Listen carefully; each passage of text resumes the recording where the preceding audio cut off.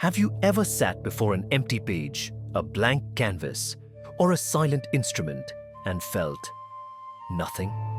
The mind, which should be a fountain of ideas, feels like a stagnant pond. Or perhaps it is so crowded with thoughts.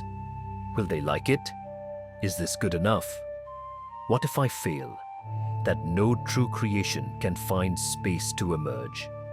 This struggle, this creative paralysis, is not a sign of a lack of talent. It is a sign of a mind that has forgotten its own nature. We believe creativity is something we must force into existence. But what if I told you that the greatest creative force in the universe is already within you, waiting not to be built, but to be uncovered? Consider Arjuna on the battlefield of Kurukshetra. His bow, the Gandiva, is in his hand. He is the greatest archer of his age, a man of immense skill. His craft is perfected. Yet, he is utterly paralyzed. Why? Because his vision is clouded by attachment. Attachment to his relatives, to the outcome of the war, to his own reputation. His focus is everywhere except on the act of archery itself. This is the same as the creative's paralysis. We are attached to the final product, to validation, to likes and shares, to the fear of criticism. We are so focused on the fruit of our action that we forget the action itself. And what is Lord Krishna's advice? He does not give Arjuna a new technique for drawing the bow. He does not give him a more powerful arrow. He gives him a new state of being. He speaks of karma yoga, the yoga of selfless action. He says, to action alone you have a right, never ever to its fruits. Let this sink in. Your right is only to create, not to the outcome, not to the applause, nor the criticism. Your fulfillment must come from the sacred act of creation itself, from the offering of your energy into the world, not from what the world gives back to you. Your true creativity is like a deep, unseen river flowing within you. Your attachments, your desires, your fears, your ego are like rocks and debris thrown into this river, disrupting its natural flow. The practice is not to create the water, but simply to remove the obstacles. So how do we practice this in our daily lives? How do we create from a place of inner stillness rather than outer noise? First, establish a ritual of presence.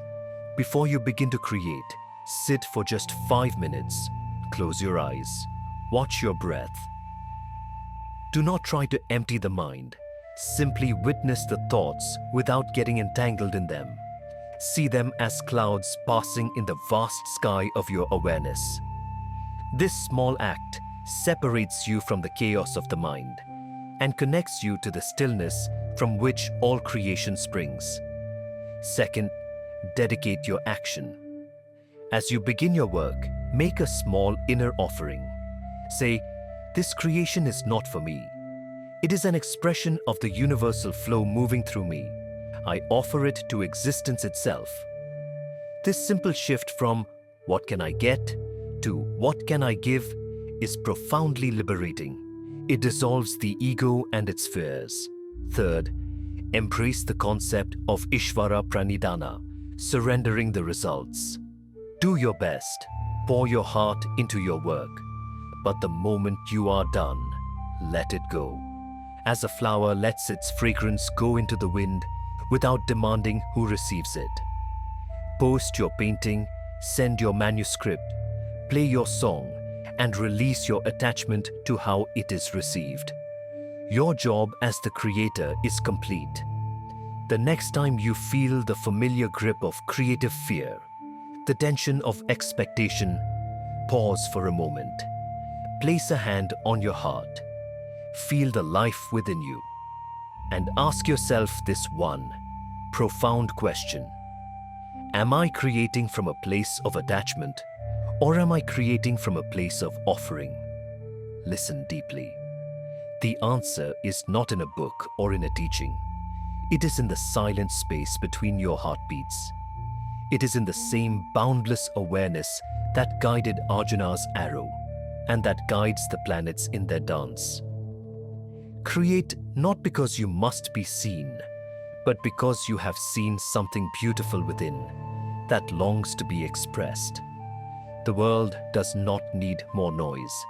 It needs your authentic, unattached, and heartfelt contribution. Namaste.